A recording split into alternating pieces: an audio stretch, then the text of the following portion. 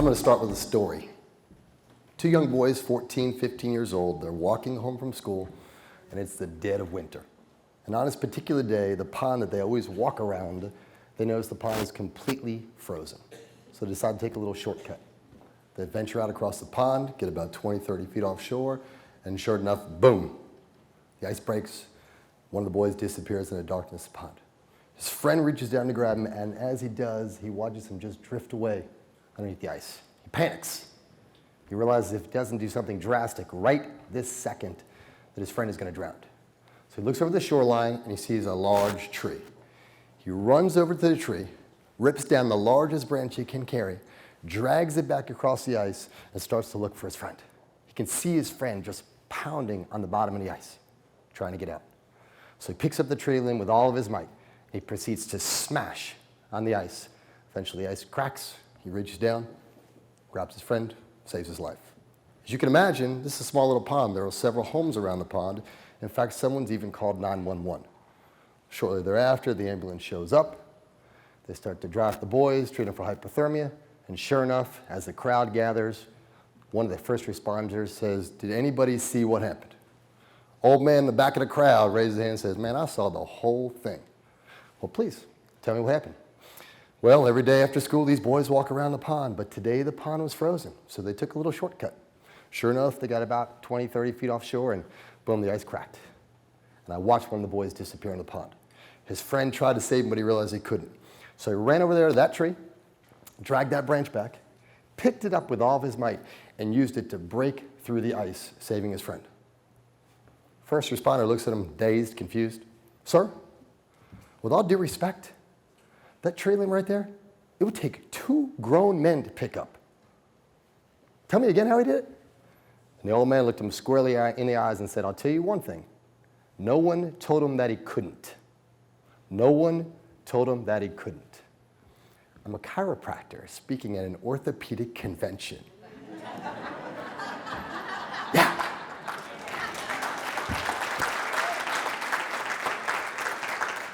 I am absolutely honored, so thank you, thank you, thank you. And for our profession, I am humbled that I get to speak today. So this is a great opportunity for me to introduce myself. I hope this works, Dr. Graybar. I was born in East Brunswick, New Jersey, so I talk fast. I went to an all-boy Catholic high school, and I graduated from the University of Scranton in Pennsylvania with a BS in biology. Side note, my parents still question what the BS is in today, but we'll talk about that later. Graduated from the Los Angeles College of Chiropractic in '94, and I've been practicing ever since. There's a lot of Graybars, okay? A lot. 7 is the actual count. My wife and I, Tracy, have been married for 23 years, and we have 7 kids. We went way past the basketball team. Graybars are very dynamic. I have 3 biological, and then I represent Honduras, Ukraine. We adopted Jack through local foster care here in New Hanover County, and then 2 years ago, we adopted Christian James, an 8-year-old from China. So he was actually 6 at the time. So we officially have 7 kids. I own and operate 3 clinics in Southeast North Carolina, and I am blessed that I have 4 physicians that share the same passion I do with getting patients healthy and well. We've been the team doctors for the Hammerheads. Oh, I miss them. And we have been on staff with Cape Fear now. My son is actually a sophomore at Cape Fear on the golf team. We'll talk about him later. I also volunteer quite a bit. I'm a head coach. I was the Wallace Rose Hill head coach from 2009 to 18, and my 5th year coaching, we won our first title.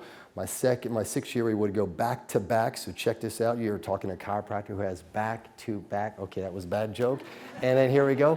And then the coolest thing is my 2 sons' senior year, we went on to win our 3rd title in 4 years. So what's really cool is that's impressive. We did lose our junior year in the regional finals. And then the boy all the way to my left, Maynard Espinosa, he set the national record for most goals scored in a high school career, 214. The prior record was held in 1982.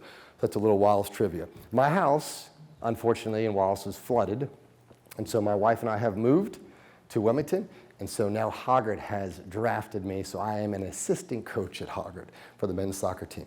But I want to go back to this pond, and I would love it if you shout out with me here, but I'm going to use these 3 terms to really be the platform of what we're going to talk about today. So if you'll just humor me and say with me, I can? Well, that wasn't as good as I thought. I will? And I must. Awesome. I can save my drowning friend. I can make a difference.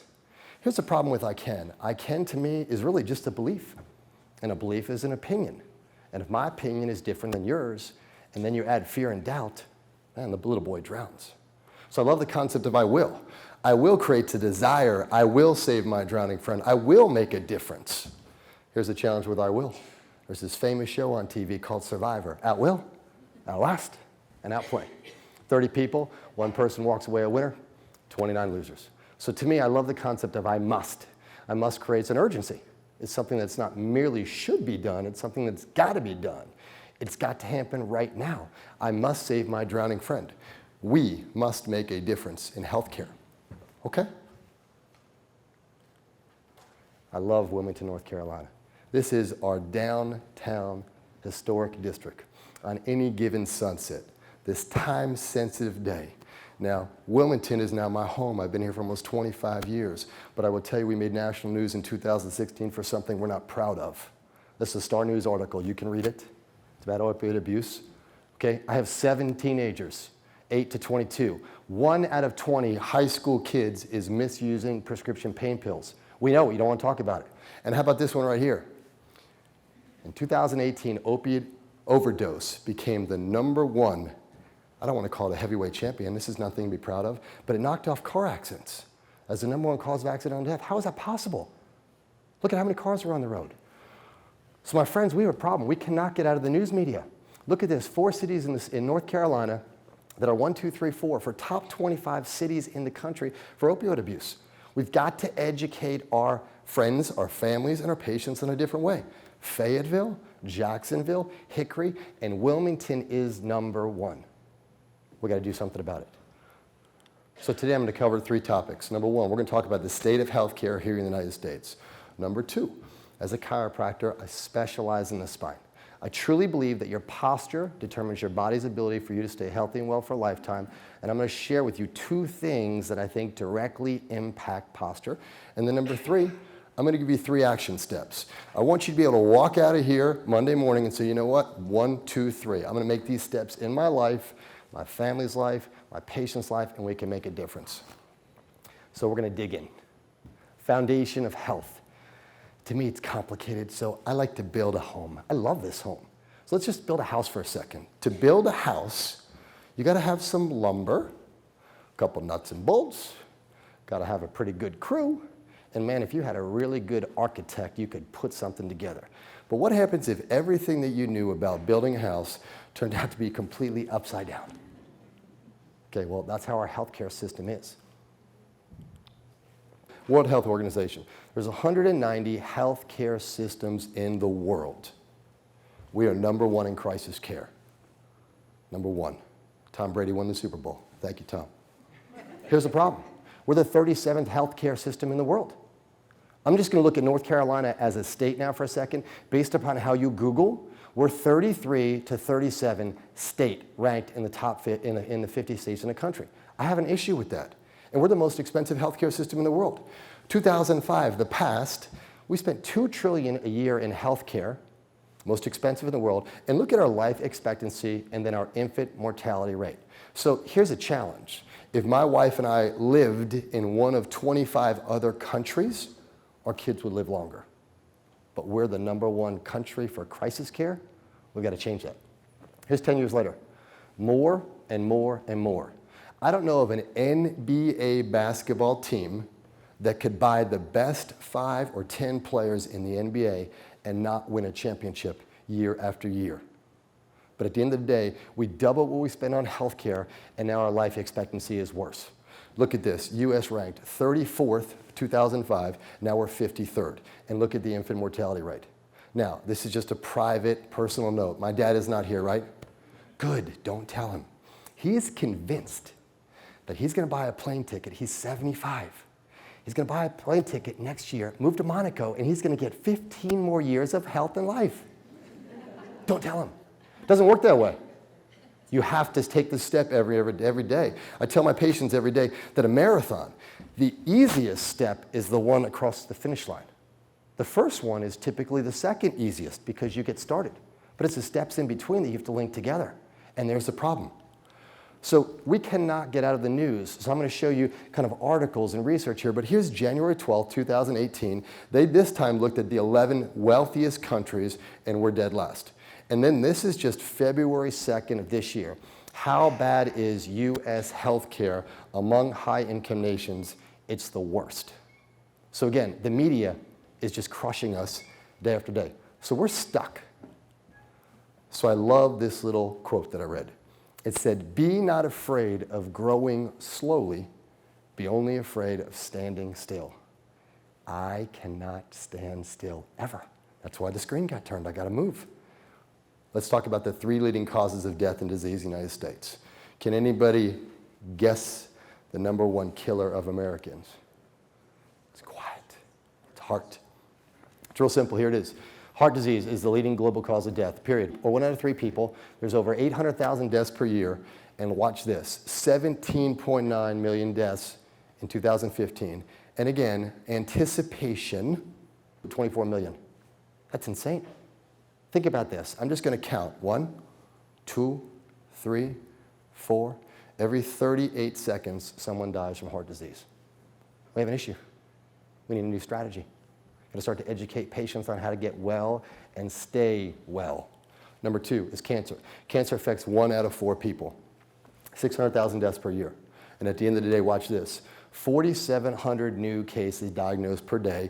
Do the math, that's 1.73 million new cases diagnosed in 2018. So #1 and #2. So here's the challenge. My front table right here that has 3 people, 2/3 of the people die at that table because of #1 or #2. But here's the challenge with the media right now. How cool would it be, Tom, if the Patriots and the Rams tied the Super Bowl? We didn't have to waste our time watching that game because it was kind of sloppy. But at the end of the day, there has to be a champion. Well, there isn't. 3rd place is a tie. Lower respiratory infections, your COPDs. Look at the number of adults that are diagnosed with chronic bronchitis and emphysema every year, and then you'll see that translates into 154,000 people that die. But here's a tie, and this is the one where we can't get out of it. Now, this is real news. It's on CNBC, real news. But anyway, the 3rd leading cause of death in the U.S. that most doctors don't want you to know about is medical error. But Johns Hopkins is the standard, right? A recent Johns Hopkins study claims that more than 250,000 people die in the United States every year. It could be as high as 440. But here's the exciting news. The advocates are fighting back. They're trying to create more patient safety legislation. So my goal today is to teach you a different concept here. This healthcare system that we live in, we have a sick care system. I don't want to give anybody the illusion that this is not the facts. This is what I read and what you'll read tonight. So I want to have a concept that we come together as a team today. Forget the health insurance world. Let's look at the health assurance world. What steps can I teach myself, my family, to assure them they can get 70, 80, 90 years of quality health? Get healthy and stay healthy. So here's Blue Cross Blue Shield of North Carolina. This is my plan. I went to the website to get prepared, and so here's what I found. I'm looking for the answers to my questions. They say, take the guesswork out of your health insurance program, find the answers to your questions. Here's my question. I want to get healthy. I want to stay well. But instead, they're going to encourage me to learn how to get the coverage out of your answers quickly, how coverage works to paying your bills. And then this is challenging to me. Prior to the services being provided, and watch how many P's come out here. Prior review, prior plan approval, and then the last one. The reviews of our insurance claims may confirm if we're a member, if the benefit's covered, or this part that I truly don't understand. Compliance with Blue Cross Blue Shield of North Carolina, the corporate medical policy regarding medical necessity, okay? My son, Christian James, was born with a cleft palate. He just had his surgery about 6 weeks ago, and I just received a bill from Blue Cross saying that they were denying the claim because it was pre-existing and not medical necessity. Really? Well, one of the best physicians in town is the surgeon that did it on Christian, and I mean, he's changing Christian's life. But yet they're denying it because it wasn't reviewed properly beforehand? I mean, that's the insurance world we live in. So I'm a chiropractor. I'm going to give you a couple tips on assuring you that if we take these steps, that we can start to make a big change. So as a chiropractor, I specialize in the spine. And I truly believe that your spine is your body's armor. And if you look at the guy on the right, it's really simple. The coronal plane should be completely straight down the middle. It should not deviate or bend. And then from the side, the sagittal veil, you should have 3 curves of about 40 to 42 degrees, and they should stack like springs, one on top of the other. Any deviation from that changes basically your spine. So with that said, I make it real simple. A police officer puts on a bulletproof vest. If he gets shot, he has that secure feeling when he puts the vest on in the morning that he's not going to die. And the second real benefit of the vest is it makes him bulletproof. Well, our spines do the exact same thing. When we wake up in the morning, we step on the floor, we've got that secure feeling, our spine is working. And at the end of the day, if we weren't bulletproof, then every time we had a bump or bruise or a car accident, we would become paralyzed. It does happen, but our spines have a major function. So here's basically the science of the spine. There are 220 ligaments, there's 120 muscles, you got 100 joints, 33 vertebrae, and 23 pairs of intervertebral discs. And they protect the spinal cord. Your spinal cord is the most vital organ we have. Between your brain and your spinal cord, they make up your nervous system. Now check this out. The spinal cord, the most vital organ we have, weighs 35 grams. Here's my Duracell battery that I stole from Christian James' video game. Don't tell him. It's 25 grams. So a stack of pennies is 50 pennies. That's too much. So the spinal cord is nothing. But then the spinal cord has almost 13 million neurons that it basically fires to every cell, organ, tissue in the body. And then you can't see it, but here's a dime that I brought. The weight of a dime compressed against any spinal nerve can change the function of that nerve from somewhere between 40 to 60%.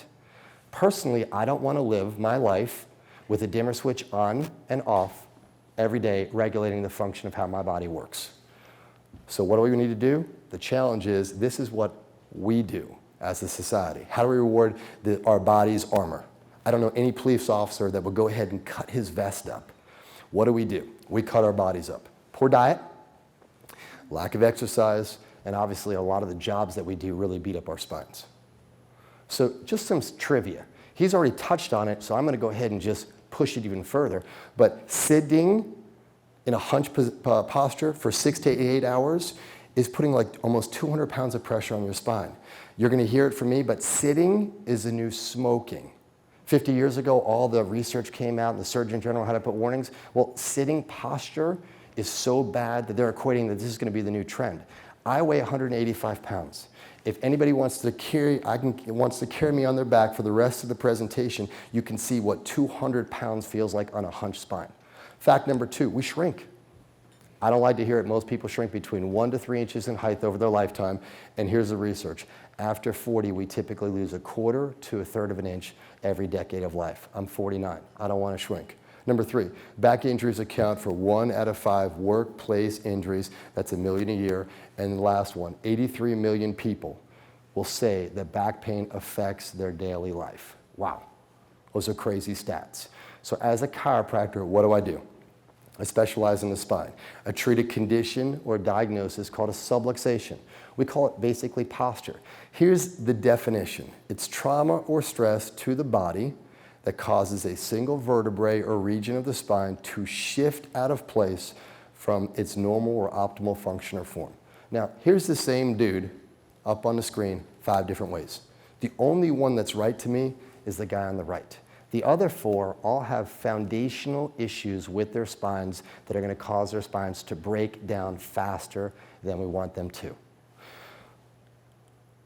So let's talk about the neck first. I found this article and I love it. It says, how heavy is your head? The weight of the skull is typically 8 to 12 pounds. For every inch forward that we translate or shift adds an extra 10 pounds. So here's the challenge. Here's a surgeon in California that says texting is destroying us. Most people bowl with an 8, 12, 16-pound bowling ball. You would never consider throwing a 60-pound ball down the road. But at the end of the day, if you are spending, watch this now, 4.7 hours per day is what the average person spends on their cell phone or computer, you are dangling a 60-pound bowling ball off the back of your neck. How is it not going to cause more neck complications and more failures and more surgeries? And this guy, to me, is absolutely lost his rocker. Who has time to take a 10-minute break for 10 seconds to reset their posture throughout the day? So the only way that we can win is the education process. Now, this is a slide that I look at all the time, but I want to kind of explain it to you because it might be new. I'm going to age this X-ray 50 years in 30 seconds. So I'm going to talk you through it first. This is an X-ray of the neck taken from the side. You can see the base of the skull. I think I have a pointer. Yes. Base of the skull, jawline, eyes and teeth, so we are facing in this direction. Now, watch what the spine does, because it's really designed to support our bodies. The challenge is, watch what classically happens, and we're just going to talk about texting, just one little thing. I spend all my day on the phone, I add a 60-pound bowling ball. Watch what happens. The cervical spine starts to straighten out, now becomes kyphotic, it actually buckles in the opposite direction. How can you put that type of load on 7 joints and not have it start to buckle and crumble? Termites literally set in, they start to break up the spine. Now you have degenerative disc disease, severe, spinal stenosis, facet syndrome, and you have neck pain. And here's the thing that really makes me, it's very intriguing, but 90% of these spinal injuries, they typically don't create pain until it's too late. So then they show in like this. But the whole time, posture to me is really the window that allows us to see how the body is going to function and perform overall. So let's go to the mid-back now. Here's spine 2005. It says patients with reduced kyphosis, curvature in their thoracic lumbar spine, are going to have more disability than patients with normal angles. Well, here's the challenge. We are in a technology war, and our kids now are growing up like this. And so we talked about this earlier, but we cannot drop this trend because this is how ultimately we're going to age. Scoliosis. There's over 3 million cases diagnosed per year. Most are asymptomatic. This to me is what we call just a simple translation. And I'm going to show you one and show you how easy it could be to fix or how it could affect his life for the rest of his life. But watch this model as it shifts. Watch the shearing force that's being put on L3 and L5. Watch the twisting. When I wash my dishes, I take the rag and I twist it. It's not a matter of if this person is going to develop back pain, it's just a matter of when, and then to what severity, and then how it can be managed. And that's ultimately why we're here today. So I love this article here. Dr. Freeman published it in the Journal of American Medical Association, 1957. I don't want to age myself, but I was born in '69. So this concept has been around for a long time. It's just we're not applying the principles until really maybe, hopefully, Monday morning. But it says that aging in the spinal discs caused postural distortions leading to intestinal complications, osteoporosis, hip and foot deformities, and overall poor quality of health and life, as well as a shortened lifespan. Now, I showed you the X-ray. Now I'm going to show you the matching video that goes with this. You're going to see my man age, 1, 2, 3, go, 50 years and 30 seconds. Let's talk about what he mentioned. Sitting in a sustained posture puts 200 pounds of pressure on the spine. After the age of 40, we typically lose 1/4 to 1/3 of an inch every decade of life. And then 1 out of 5 back place injuries are because of low back pain. 83 million people have back pain. Do you see why? Number 2, to me, there are really 2 big causes that affect how our spines manage themselves. So we just beat up aging. So now let's tackle the other one in the room. Starts with the scale to me. We have to make a lifestyle change. Number 1, here's a fact. The average American will put on 1 pound of additional weight from the age of 25 through 60, 35 pounds. Number 2, typically we lose about 1/2 pound of bone and muscle mass every passing year. And number 3, as you guessed it, you're losing muscle mass, you're gaining weight, so you can expect that the body fat index is going to go up 1.5 a year as well. Let's dig in. Back pain and obesity, obesity's connection to back pain. That's the article that's written here. It says being overweight can significantly contribute to 3 big things that affect the spine. Number 1, osteoporosis. I'm going to read it. It says a sedentary lifestyle coupled with an unbalanced diet can affect the density or strength of a spinal vertebrae. If you've been diagnosed, you've already got bone loss. Number 2, being overweight can affect osteoarthritis and rheumatoid arthritis. How? Excessive body weight places unnatural pressure and stress on the joints during movement. And then number 3, degenerative disc disease and spinal stenosis. Pretty obvious. Obesity may premature the aging of the spinal discs and load the spine, advancing spinal decay. But that's not the only challenge with being overweight or obesity. How about this guy right here? These are other health risks that we hear every day. And I don't know any patient who wakes up in the middle of the night at 3:30, who has exercised the day before, has the perfect weight, the blood pressure and cholesterol is perfect, and they run off to the emergency room in the middle of the night just for a checkup. No, they're the opposite. They show up with high blood pressure, high cholesterol, diabetes, back pain, inability to move, and then everything on the list, and then they expect our emergency department to what? Put them back together? So there's a challenge as healthcare physicians today. We've got to make a trend. We've got to change it. So we all know the list right here. Diabetes, high blood pressure, heart disease, and stroke, your number 1 and number 5 killers. Cancer, number 2, sleep apnea. So here's 2 facts, and I'm hoping that you've heard these before, but I'm going to put them in a way that's really cool, and I think you'll dig it. You cannot out-exercise poor food choices. Let's dig on them. The healthy diet you've been eating really isn't that healthy after all. Junk food versus healthy food. God, I love me some cookies now, I'm telling you straight up. The average woman needs to eat 2,000 calories a day to maintain and 1,500 calories to lose 1 pound per week. Guys, add 500. Here's the challenge. Most people eat 3,600 calories a day. Fact. You don't want to hear it, but living on a 1,500 calorie diet is really tough. Because here's the problem. I love happy meals. They make me happy, and they also help me gain 1 pound of weight every year from 25 to 60. Okay? I'm like everybody else. I went through a revolution. Mine was about 10 years ago. I dropped 25 pounds. I will just tell you, whatever your kids tell you, macaroni and cheese and hot dogs is not the breakfast of champions, okay? I had some weight on me and I dropped it. But here's the challenge. How can you possibly go ahead and choose 3 McDonald's meals a day and expect that to build health? You can't. And the challenge is a lot of the simple things that we're putting in our bodies are go ahead and making our calorie count go high. So here's the number 2 fact. You cannot out-exercise poor food choices, period. But doc, I exercise every day. You know, I've got some hip pain, some back pain, but I walk 30 minutes 3 times a week. Okay, here's your facts. Typically, most people walk at 2 to 4 miles per hour, and if you really hoof it, you burn off 90 calories in 30 minutes. So I'm just going to be generous here. I'm going to round it up to 100. I'm going to say the last 100 yards you really killed it. So in 30 minutes, the average person will lose 100 calories. Watch the math here. We eat almost 4,000 calories a day. I got to get to the magic number of 2,000. So that's 200 calories if I walk in 1 hour. So you need to walk for 10 hours straight to burn off your happy meal. Really? Okay, now I'm a runner. And you'll find that if I'm running from the police that I'm a lot faster than the stats here. But if you run 30 minutes, here's Harvard Medical School. They say that you'll burn 300 calories.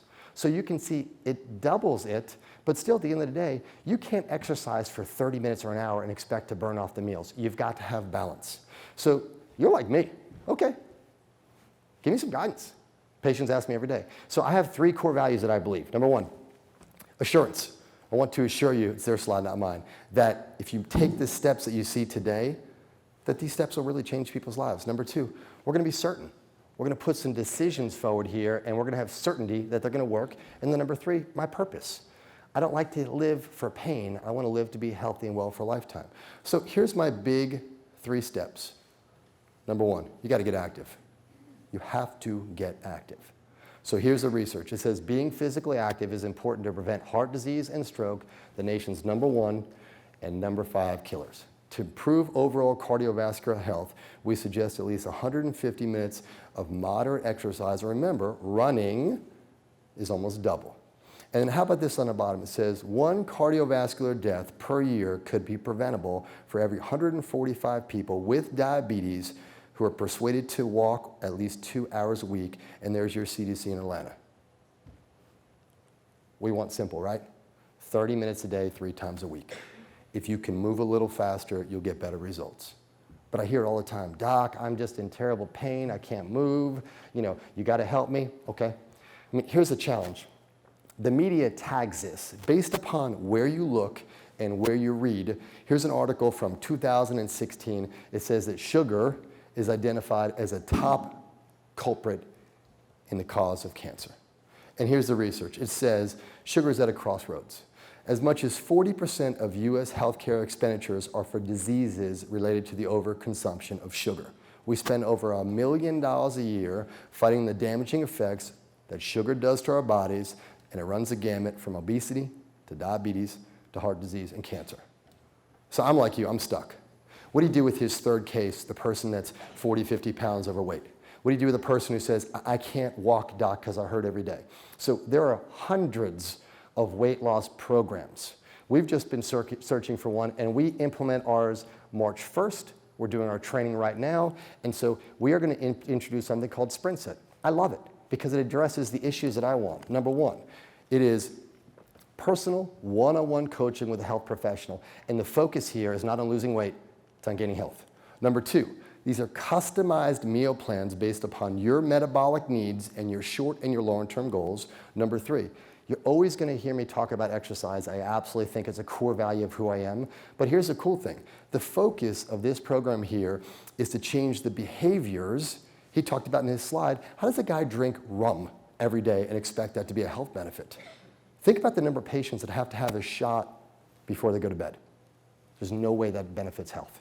So, and then of course, these are the typical results that this program expects. They do a 41 and a 71-day program, but it's 30 to 50 pounds in men, 20 to 35 pounds in women, and these are some typical results that we expect to see.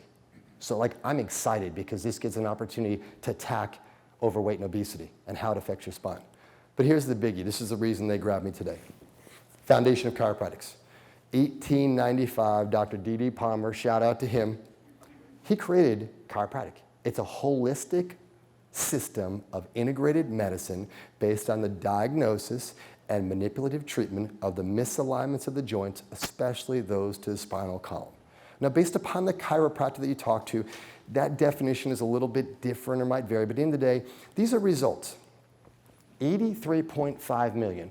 Raise your hand at once if you would like me to put $83 million in your pocket. No one did it. Okay, I'm going to keep it for myself. Okay, here it is. Research says that chiropractic care may reduce the number of Medicare patient visits to primary care physicians for neck and back pain, resulting in savings of $83 million. So chiropractic as a profession, 100 years, it's proven.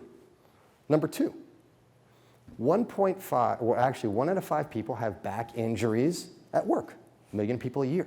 So here's research that says if we send them to the chiropractic first, 1.5% go off to have surgery. If they end up going to see an MD, 42%. So you can see, the profession of chiropractic, it absolutely works. The challenge that I have with chiropractic is I was looking for a little bit different. I wanted to see how can you advance spines? How can you prevent this aging process? How can you gain health and stay healthy? This statement right here, if your posture truly defines your body's potential to stay healthy and well for a lifetime, what do we do about aging? What do we do about this weight thing? 1 pound, 35 years. What do we do about these repetitive overuse injuries in truck drivers? And then what do we do with the trauma or injuries that occur all the time? I was looking for something different. So our group is 0.5% of the chiropractors in the country. We use a special technique called chiropractic biophysics. I'm going to show you some research and then a couple of case studies, and then I am done. Everything is based upon, from 1982, there's over 200 peer-reviewed, published spine and chiropractic research articles written on this specific technique within the body of chiropractic. Topics are going to go from spine modeling technique, biomechanical studies analyzing loads and stresses and strains on the spine, posture modeling studies, random and non-randomized trials on treatment outcomes, case studies and literature reviews. I chose 4, and I'll show you the website. You're welcome to go look at all 200. But these are the 4 that I want to use in my presentation today. Here's JMPT 2003. It says increasing the cervical curve with seated combined compression extension. That doesn't make any sense to you? I'll share it with you in a second. Number 2, it says short and long-term outcome goals for cervical posture corrective orthotic devices like home support.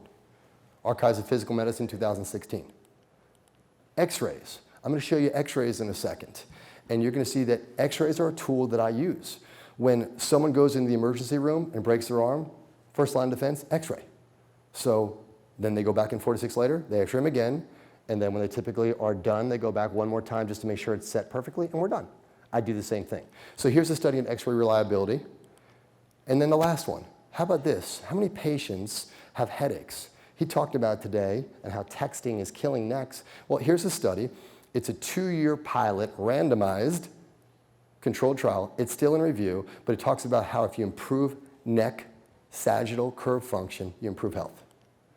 So it is possible to get healthier and stronger through our care. And so these are just some quick x-rays, and I'm going to go ahead and talk about some cases in a second. So I do a lot of pre and post x-rays on when we work on changing health. So here is my first case study. Extremely handsome, 49-year-old chiropractor. My wife's here, so she'll just raise her hand and say, yes, he is, okay? This is my story. January 1st, I'm putting away Christmas, and my 22-year-old son and I are lifting a box out of the rafters, and it weighs about 40 to 60 pounds. I have no idea why, but we decided to keep the Christmas lights from 10 years ago. And so he pushes the box, and he's thinking about maybe the color of the sky that day, and he shoves it too fast, and it hits me like a sledgehammer. Like, I'm looking like, Adrian! Adrian! I mean, I felt like Rocky in Rocky 1. I mean, I was done. So I picked myself up. I'm a soccer coach. I went through the concussion protocol, and I was fine. And so I was stunned. And so I went to bed. I woke up the next day. I was like, man, I am so lucky. I don't hurt at all. So I went over to Dr. Johnson. I'm like, man, can we just x-ray me to see what I look like? Now, for my brother in the back that's colorblind, Dr. Harris, much love. Green is where the spine should be positioned. The red is where my spine was shoved to. Now, we can debate another day that some of it was acute spasm, but I didn't have any.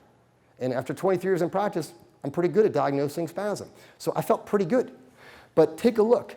If the green line is where the spine should be positioned, and this is an x-ray of me positioned from the side, and we'll spend time on this one, the other ones will go fast, but that's the ideal 42-degree curve. Well, my neck has been wrenched and jammed, and that's why I felt that stinger go down the back of my neck. And if the perfect curve is 42, I was pushing 5. So I didn't have any pain, but my posture had permanently shifted. Then look at the shot from the side. I mean, I'm telling you, he knocked my head off. That's 13 millimeters of translation. Anything more than 5 millimeters of translation is enough to change spinal function. So I'm still under care, but here's about 6 weeks I re-x-rayed myself. So before, after. So let's go through the case of what I did. Now, I base everything in our clinic upon research. I love the trials. So here's a trial from Archives of Physical Medicine, 2002. What it basically says is sitting 2-way. I'll show you. 20-minute session, so it's rehab. Physical therapy works. We're not going to debate it. Traction's been around for years. I'm just using laws of physics, chiropractic biophysics, to change the angles and vectors. So 20 minutes, 35 sessions. The cervical curve went from 12 to 26, so the change was 14. Here's another article that CBP has published. It says, combined 2-way again, JMPT 2003, 20 minutes, 38 sessions, moved the spine from 4, remember I'm 5, to 22, set 18 degrees. So check me out. It says heel in the back. Go Heels. Now I'm a Duke fan. Anyway, Look at this. I am pulling the lower half of my neck forward, and then the top half is coming back. Here's the traction setup or the exercise protocol to move my neck. I know you're looking at me like, wow, I've never seen it before. Yes, I told you, I'm a 0.5% of chiropractors. So this one right here is putting a force on the left side of my neck and straightening it. Then I'm a huge fan of exercise. I think we've talked about that. Here's my exercise for my lower cervical spine. I'm taking a band and I'm exercising. Repetition is the mother of all learning. Since you're kind of looking at traction, I'll share it with like this. During a hurricane, it's not the first gust of wind that blows over all the trees. It's hours of wind and rain that softens the roots. So traction and exercise to me soften and change the structure of the spine. And then here is my exercise. So I'm doing what's called a mirror image exercise. I'll make it simple. If I want to build up my right biceps, it doesn't make any sense to work on the left. So now I'm retraining my posture to go back into that coronal plane where it's balanced.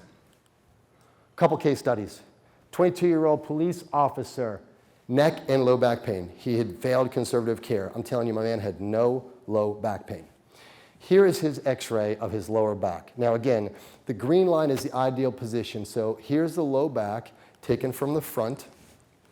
Right down the middle, you can see the pelvis is dropped, and it's dropped by almost 22 millimeters. Here's how it's affecting his entire spine.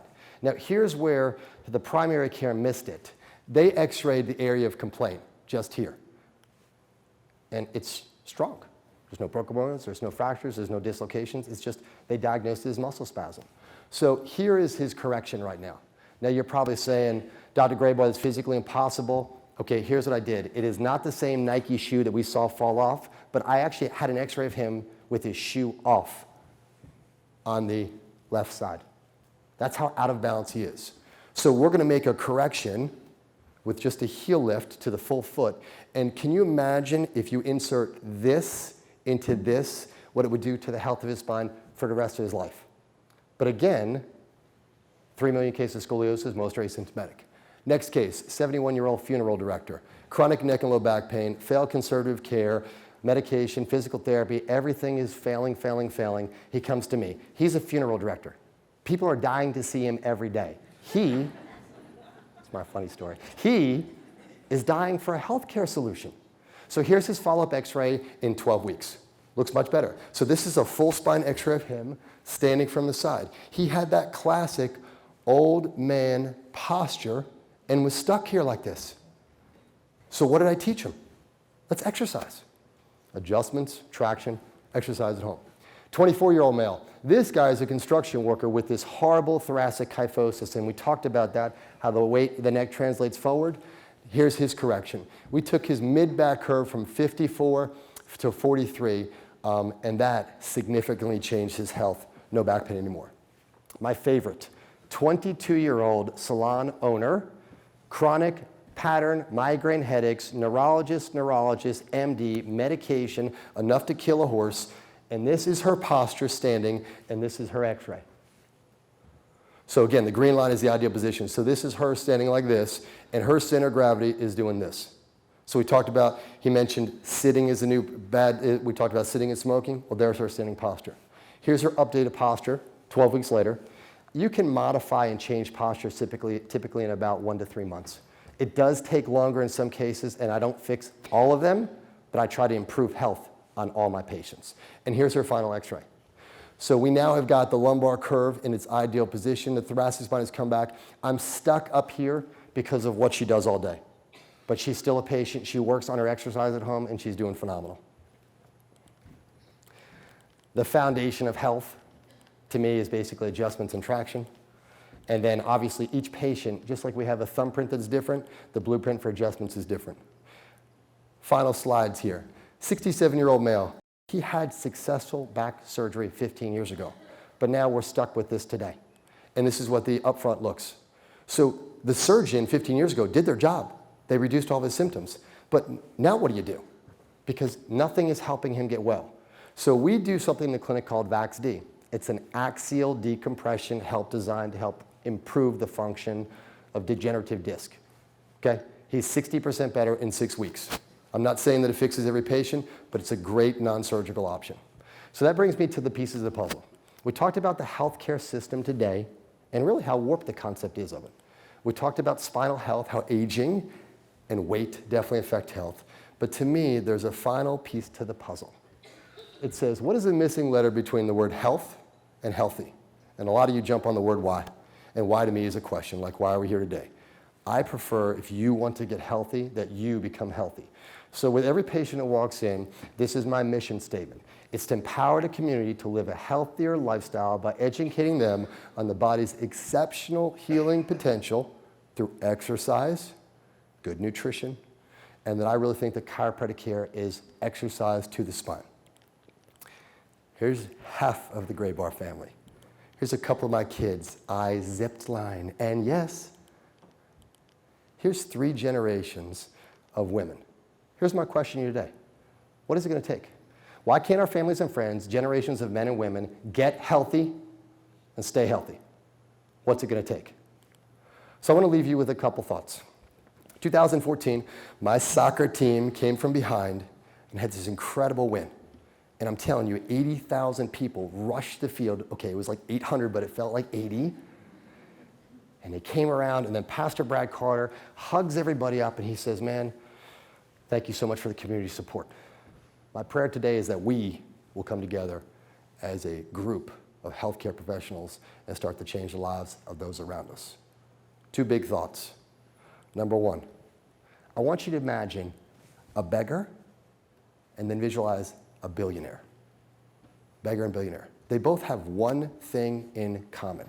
They both have plenty of it. And at the end of their lives, they're going to look back and say, man, I wish that I used it different.